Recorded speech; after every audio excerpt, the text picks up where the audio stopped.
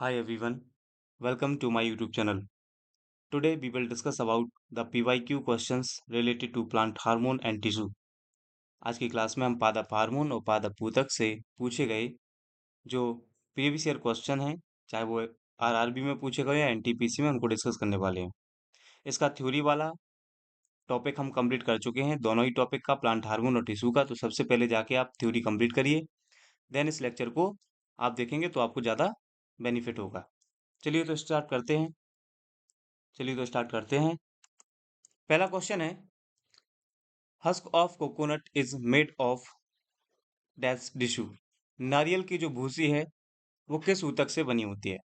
ये CGL 2022 second shift में पूछा गया है। ऑप्शन है हमारे पास कोलिनकाइमा, जाइलम, स्क्लेरेनकाइमा एंड पेरेनकाइमा। तो हमने पढ़ा था वहां पे कि जो हमारे प्लांट टिश्यू होते हैं, जो ऊतक होते हैं हमारे, ऊतक दो प्रकार के होते हैं। एक विभज्य ऊतक जिनको हम मेरिस्टेमेटिक टिश्यू बोलते हैं, विभज्य ऊतक, और दूसरे होते हैं स्थायी ऊतक यानी कि परमानेंट टिश्यू जिनको हम बोलते हैं स्थायी ऊतक। तो प्लांट टिश्यू को हम दो भागों में क्लासिफाइड कर सकते हैं, विच इज मेरिस्ट और फ्लोएम। क्लियर है? तो इस प्रकार से ये पूरा हमारा स्ट्रक्चर है प्लांट टिश्यू का। अब इसमें पूछा गया कि नारियल की जो भूसी होती है वो किस ऊतक से बनी होती है? ऑप्शन है कोलिनकाइमा, जाइलम, स्क्लेरेनकाइमा, पेरेनकाइमा।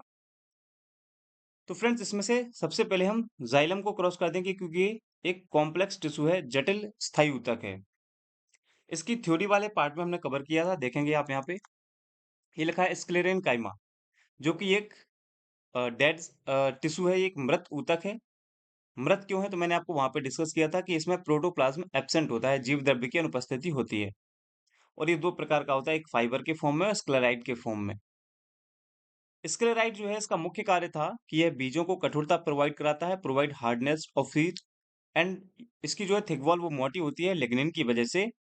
और ये कहाँ-कहाँ उपस्थित होता है? तो प्रेजेंट वीन ऑफ लीफ यानी जो पत्तियां होती है, पत्तियों के शिराओं में, स्टेम तनों में, and hard covering of seeds, जितने भी बीज होते हैं उनके कठोर आवरण में, and husk of coconut. Important point है ये, हस्क ऑफ कोकोनट, मतलब जो नारियल की भूसी होती है उसमें इसका यूज होता है, स्क्लेरेन काइमा।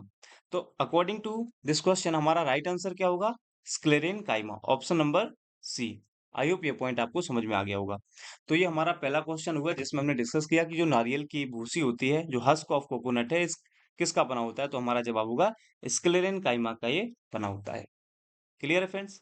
चलिए, अब हमारा नेक्स्ट क्वेश्चन है, निम्नलिखित में से कौन सा एक जटिल स्थायी पादप ऊतक है? क्या कह रहा है? जटिल भी हो और परमानेंट भी हो। तो अभी मैंने बताया कि प्लांट टिश्यू है। प्लांट टिश्यू को हमने दो भागों में क्लासिफाइड किया है। दो भाग कौन कौन से हैं हमारा? एक तो होगा हमारा परमानेंट, बिकॉज अपन को परमानेंट की ही बात करनी है, स्थायी ऊतक की बात करनी है, और एक मेरिस्टेमेटिक यानी कि विभज्य ऊतक की बात करनी है। और मैंने बताया था आपको, परमानेंट वो जो है वो दो भागों में क्लासिफाइड होते हैं। एक जो सिंप्लेक्स होते हैं यानी कि सरल होते हैं, दूसरे जो कॉम्प्लेक्स होते हैं यानी कि जटिल स्थायी ऊतक होते हैं।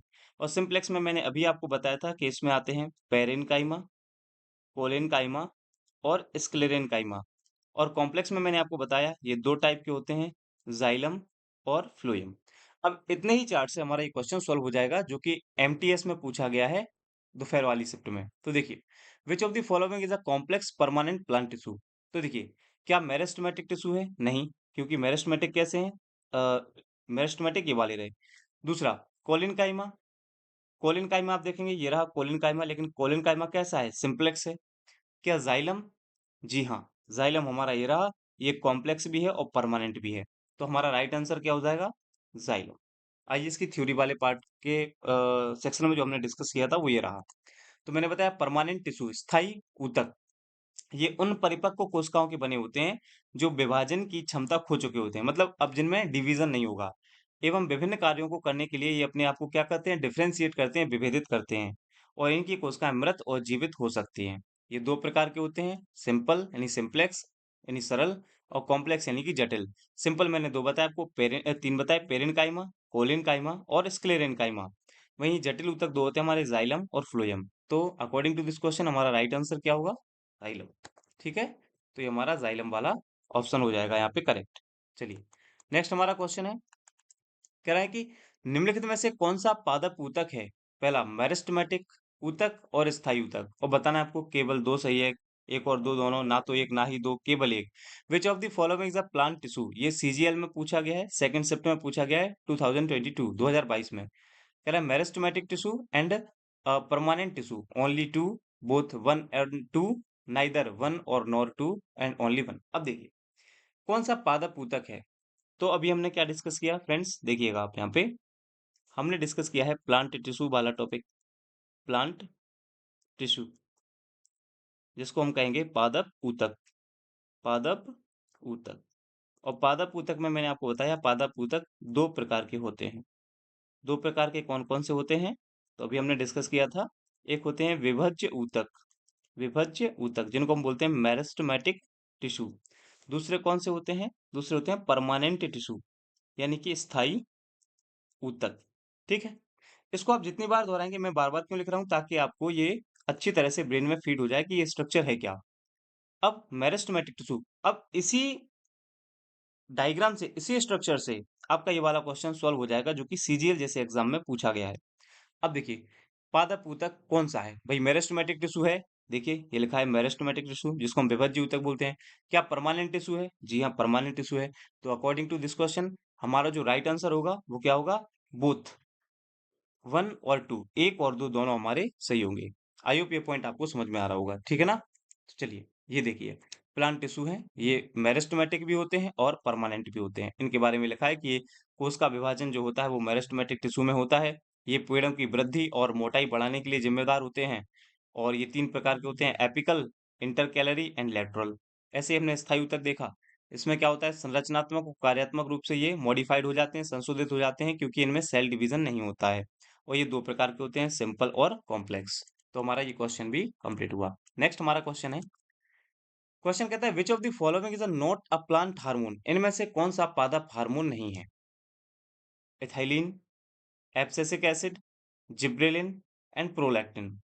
अब फ्रेंड्स देखिएगा हमारा राइट आंसर क्या होने वाला है, उसको समझ लेते हैं। हम जब पढ़ते हैं तो टोटल अगर आप प्लांट टिश्यू पढ़ोगे तो जो हमारे मेन प्लांट टिश्यू वो 5 हैं, जिनमें एथाइलिन आता है, एब्सिसिक एसिड आता है, जिब्रेलिन आता है। बट यहाँ पे जो प्रोलैक्टिन दिया है, ये प्रोलैक्टिन पादप हार्मोन नहीं है, ये एनिमल हार्मोन है। ये कैसा हार्मोन है? Animal hormone, animal hormone. इसको हम जंतु हार्मोन भी कहते हैं, जंतु हार्मोन भी कहते हैं। बेसिकली हम फीमेल के हार्मोन में इसको स्टडी करते हैं, इसकी प्रोलैक्टिन के बारे में। जबकि एथिलीन, एब्सिसिक एसिड और जिब्रेलिन, ये तीनों के तीनों क्या हैं?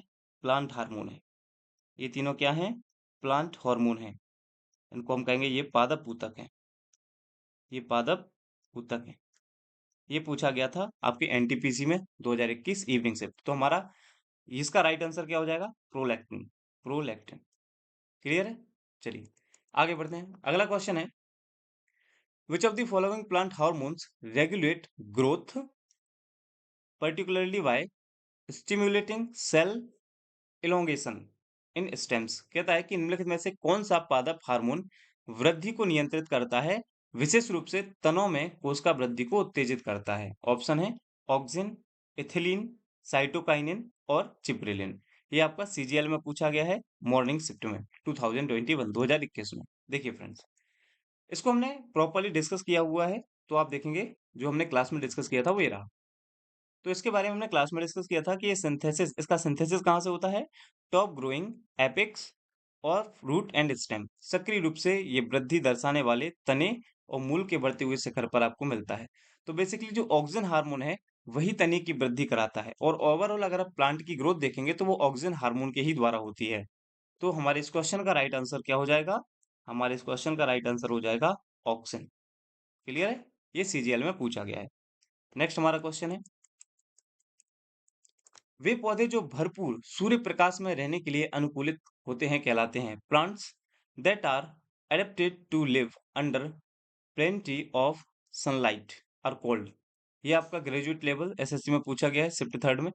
उनको क्या जीरोफाइटिक बोलते हैं, क्या हेलियोफाइटिक बोलते हैं, क्या नियोफाइट्स बोलते हैं, या प्रोटोफाइट्स बोलते हैं? देखिए जीरोफाइट, ज़ीरोफाइट यानी जो जहाँ पर बिल्कुल भी वाटर ना हो, पानी ना हो, ऐसी जगह पर जो प्लांट ग्रो करते हैं उनको हम ज़ीरोफाइट बोलते हैं।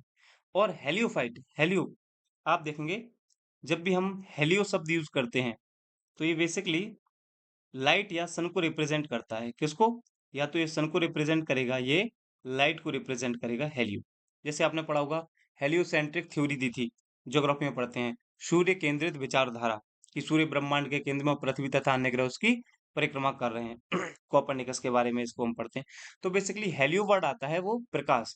तो अकॉर्डिंग टू दिस क्वेश्चन अगर हम थोड़ा सा लॉजिक लगाएंगे तो सूर्य प्रकाश में रहने के लिए अनुकूलित जो होते हैं वो कहलाते हैं हेलियोफाइट्स। तो हमारा राइट आंसर क्या हो जाएगा? हेलियोफाइट्स। चलिए नेक्स्ट क्वेश्चन। पत्तियों में डैश नामक एक हरा रंग द्रव्य होता है जो पत्तियों को सूर्य के प्रकाश से ऊर्जा ग्रहण करने में मदद करता है। The leaves have a green pigment called dash which helps leaves to capture the energy from the sunlight। ये एमटीएस में पूछा गया है, 23 में पूछा गया था इवनिंग की शिफ्ट में। अब हम सब जानते हैं ये बड़ा नॉर्मल क्वेश्चन है, आसान क्वेश्चन है, इसको कोई भी बता सकता है। तो देखेंगे आप फ्रेंड्स, इसमें हमारा राइट आंसर हो जाएगा क्लोरोफिल। क्या आंसर हो जाएगा? क्लोरोफिल। नेक्स्ट हमारा क्वेश्चन है, उत्तेजना की ओर पौधे के भाग की वृद्धि गति को कहा जाता है। थोड़ा मैनेज करेंगे इसको। The growth movement of plant part towards the stimulus is called. देखो, उत्तेजना की ओर जो पूछ रहा है इसका अकॉर्डिंग हमारा राइट आंसर क्या होने वाला है उसको समझने के लिए एक डायग्राम हम बनाते हैं। देखिए ये हमारा मान लीजिए सॉइल पार्ट है, मृदा वाला पार्ट है, इसको हम बोलते हैं सॉइल, मृदा। मृदा के नीचे यानी अंडरग्राउंड में आप देखेंगे यहाँ पर ग्रो करता है रूट किसी भी प्लांट का। तो ये रूट वाला भाग होता है, रूट जिसको हम बोलते हैं जड़। और आप ऊपर की ओर देखेंगे तो जो डेवलप ऊपर की ओर हुआ पार्ट होता है उसको हम बोलते हैं स्टेम। और इस पूरे को स्टेम, इसमें होंगी लीव्स यानी कि पत्तियां होंगी इसमें। और प्लांट अगर प्रॉपर मैच्योर हो चुका होगा, डेवलप हो चुका होगा, तो इसमें आप देखेंगे कुछ फ्लावर्स भी आने लगते हैं। तो यहाँ पर आप देखेंगे कुछ फ्लावर्स भी आपको देखने को मिल जाएंगे इसमें। और देन इसमें आपको कई जगह फ्रूट्स भी देखने को मिल सकते हैं, ठीक है ना? तो एक मैं फ्रूट्स का यहाँ पे डायग्राम बना देता हूँ ये। तो इस प्रकार से ये एक प्लांट का स्ट्रक्चर हो गया। अब आपको यहाँ पे क्या समझना है फ्रेंड्स, देखेंगे इन सबको मिला के कहा जाता है सूट ऑफ द प्लांट। ये क्या कहलाता है? सूट पार्ट कहलाता है और ये रूट पार्ट कहलाता है। अब उत्तेजना की ओर पौधे के भाग में वृद्धि, उत्तेजना यानी ऊपर की ओर, अपर साइड। और अपर साइड जब होते हैं तो अपर साइड ये ग्रो करते हैं बिकॉज ऑफ सनलाइट, यानी जो सूर्य प्रकाश होता है, सूर्य प्रकाश की ओर इसको ग्रोथ करना हम बोलते हैं। और सूर्य के प्रकाश की ओर जो प्लांट डेवलप करता है, सनलाइट की ओर जो डेवलपमेंट करता है उसको हम बोलते हैं फोटोट्रोपिज्म। और जब ये ऊपर की ओर यानी सूर्य के प्रकाश यानी लाइट सोर्स की ओर ही जब डेवलप करेगा तो इसको हम पॉजिटिव फोटोट्रोपिज्म बोलते हैं। क्या बोलते हैं? Positive phototropism. तो हमारा राइट आंसर इसका क्या हो जाएगा? Option number A, positive phototropism. ये ग्रुप डी में पूछा गया है 2018 में, शिफ्ट थर्ड। चलिए नेक्स्ट हमारा क्वेश्चन है, प्रकाश की अनुपस्थिति में। अब देखिए अगर हमने इसको ढंग से समझ लिया है, अच्छे से समझ लिया है, तो ये प्रकाश की उपस्थिति में है। और प्रकाश की उपस्थिति ना हो तो उसको हम बोलते हैं नेगेटिव फोटोट्रोपिज्म। क्या बोलते हैं? Negative phototropism. Option number C इसका राइट आंसर हो जाएगा हमारा। ये भी ग्रुप डी में पूछा गया 2018। नेक्स्ट हमारा क्वेश्चन है, पादप में कोश का वृद्धि और कोश का विभेदन को बढ़ावा देता है। कह रहा है सेल की जो ग्रोथ होती है और सेल का जो डिवीजन होता है, ये ग्रुप डी में पूछा गया है। ऑप्शन है साइटोकाइनिन, एब्सिसिक एसिड, जिब्रेलिन और ऑक्सिन। तो इसको थ्योरी वाली क्लास में हमने प्रॉपर्ली डिस्कस किया हुआ है, देखेंगे आप। ये देखिए यहाँ पर क्या लिखा है, कोश का विभाजन में मदद करता है। और कौन सा हार्मोन है? ये ऑक्सिन हार्मोन है। इसके अलावा ये तने की कटिंग में, जड़ फूटने में सहायता करता है। टमाटर में ये पार्थेनोकार्पी के लिए यूज होता है। ये पुष्पन को बढ़ाने का कार्य करता है पाइनएप्पल में। इसके अलावा शिखाग्र प्रधानता को ये प्रेरित करता है।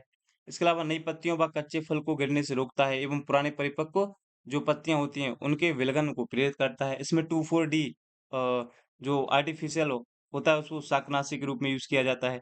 तो ये ऑक्सीजन के कार्य है। तो हमारा राइट आंसर क्या हो जाएगा इसका? Oxygen, option number D. चलिए आगे बढ़ते हैं। अगला क्वेश्चन हमारा, कौन सा पौधा ऊतक मिट्टी से तनों और पत्तियों तक पानी और खनिजों के परिवहन के लिए जिम्मेदार होता है? Xylem, parenchyma, collenchyma, phloem. ये एमटीएस में पूछा गया है फ्रेंड्स, हमने थ्योरी वाली क्लास में इसको भी डिस्कस किया हुआ है, देखेंगे आप। ये हमारा है जाइलम। जाइलम का मुख्य कार्य क्या है? मूल तना पत्तियों में पाए जाते हैं। इसमें tracheids, vessels, xylem fibre, xylem parenchyma होते हैं और क्या लिखा है, ये जल खनिज लवण को पत्तियों तक पहुंचाते हैं। ठीक है ना, यहाँ पर भी यही लिखा हुआ है, देखेंगे आप। Conduct water and minerals from root to shoot. Shoot में मैंने बताया तने, पत्तियां, फ्लावर्स, फल, फ्रूट ये आते हैं।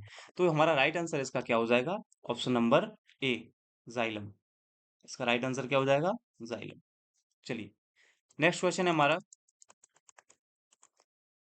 डैश संरचना और कार्य में समान कोशिकाओं का एक समूह होता है। ठीक है, is a group dash is a group of cell similar in structure and function. ये आपका सीजीएल में पूछा गया है 2022 में सेकंड शिफ्ट में।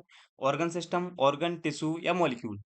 फ्रेंड्स हम सब जानते हैं, सबसे पहले अगर हम बेसिक लेवल पर बात करेंगे तो एक सेल होती है, और सेल का जो ग्रुप होता है, ये सेल आगे जाके जब कई सेल्स आपस में मिल जाती हैं, कई सेल्स आपस में जाके मिल जाती हैं जो सिमिलर स्ट्रक्चर रखते हैं और इनका समान कार्य होता है, इन्हीं को हम बोलते हैं टिश्यू। इनको हम क्या बोलते हैं, इन्हें हम कहते हैं टिश्यू, यानी कि ऊतक कहा जाता है इनको। और प्लांट टिश्यू जब मैंने आपको स्टार्ट कराया था तो वहां पर भी डेफिनेशन लिखाई थी, तो इसका राइट आंसर पहले क्या हो जाएगा, टिश्यू, ऊतक।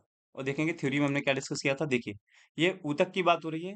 तो यहाँ पर पहले बात की थी मैंने आपको जनरल इंट्रोडक्शन में कि जो ऊतक होता है उसका अध्ययन हिस्टोलॉजी कहलाता है। ये वर्ड कार्ल मायर ने दिया था, हिस्टोलॉजी का पिता विचट को कहा जाता है और विचट ने ही ऊतक शब्द दिया था। इसके अलावा यहाँ पे पढ़ेंगे the group of cell of similar structure, ठीक है ना, यानी समान संरचना वाले and specific function forms are tissue, ऊतक बनाती हैं जो विशिष्ट कार्य करने के लिए। तो हमारा राइट आंसर क्या हो जाएगा इसका, ऊतक, टिश्यू। क्लियर है। चलिए नेक्स्ट हमारा क्वेश्चन है, निम्नलिखित में से कौन स्थायी ऊतक की विशेषता है, which of the following is a characteristics of permanent tissue. CGL में पूछा गया अगेन दोपहर की शिफ्ट में। पहला, cell divide repeatedly, inorganic inclusion are absent, और intercellular space are present, और vacuoles are absent। देखो ये पूछ रहा है, तो पूछ रहा है स्थायी ऊतक की विशेषता है। दोस्तों इसका राइट आंसर हो जाएगा हमारा option number C, intercalary space are present. अब जब आप थ्योरी वाला टॉपिक इसको कंप्लीट कर रहे होंगे तो वहां पर देखेंगे मैंने डिस्कस किया है कि जो पेरेन्काइमा होते हैं उनमें इंटरसेल्युलर स्पेस पाए जाते हैं। पेरेन्काइमा कुछ इस प्रकार से होते हैं, ये पेरेन्काइमा का स्ट्रक्चर बनाया था मैंने वहां पे। तो आप देखेंगे बीच बीच में यहाँ पे इनमें इंटरसेल्युलर स्पेस लेकिन बहुत कम होता है, माइन्यूट लेवल का होता है, लेकिन इनके बीच में ऐसे ही जब मैंने आपको कोलिन काइमा बनाया था, कोलिन काइमा को जब मैंने डिस्कस कराया होगा तो वहां पर मैंने हेक्सागोनल स्ट्रक्चर बनाया होगा, षडभुज संरचना बनाई होगी इस टाइप से।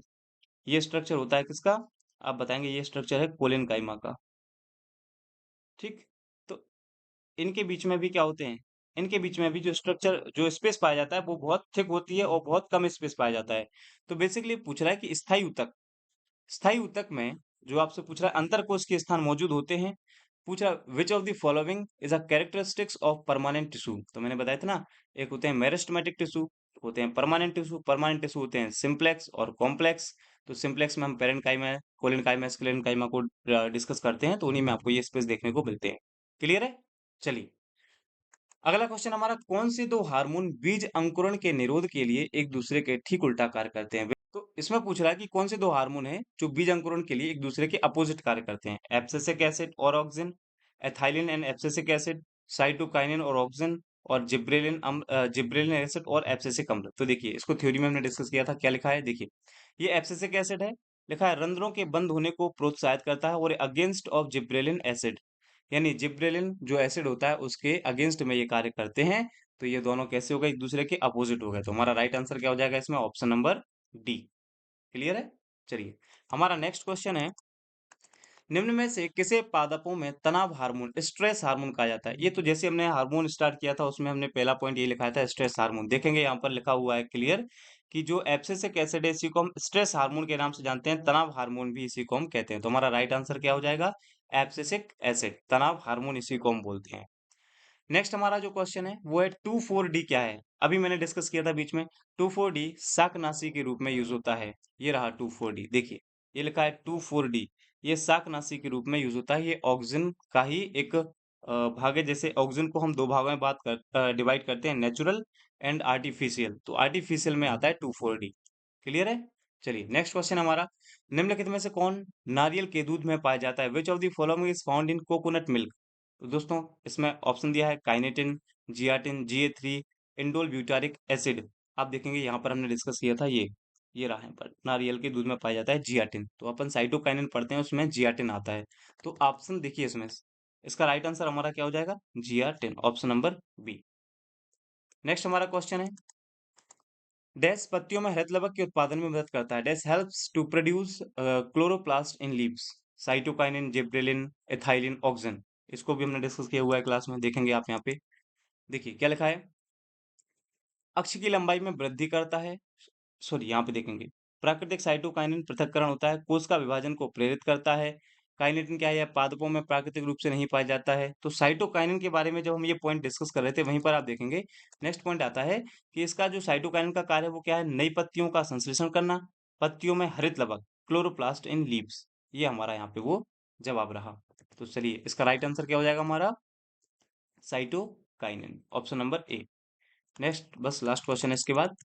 हमारा जो 19वां क्वेश्चन है वो कहता है, गन्ने की लंबाई को बढ़ाता है ताकि अधिक शर्करा प्राप्त हो सके, abscisic acid, ethylene, cytokinin, gibberellin. तो देखिए यहाँ पे लिखा हुआ है ये गन्ने के उत्पादन में वृद्धि करता है, और ये हमारा कौन सा हार्मोन है, जिब्रेलिन हार्मोन है। कौन सा हार्मोन है, जिब्रेलिन। तो राइट आंसर हमारा इसका क्या हो जाएगा, जिब्रेलिन, ऑप्शन नंबर डी।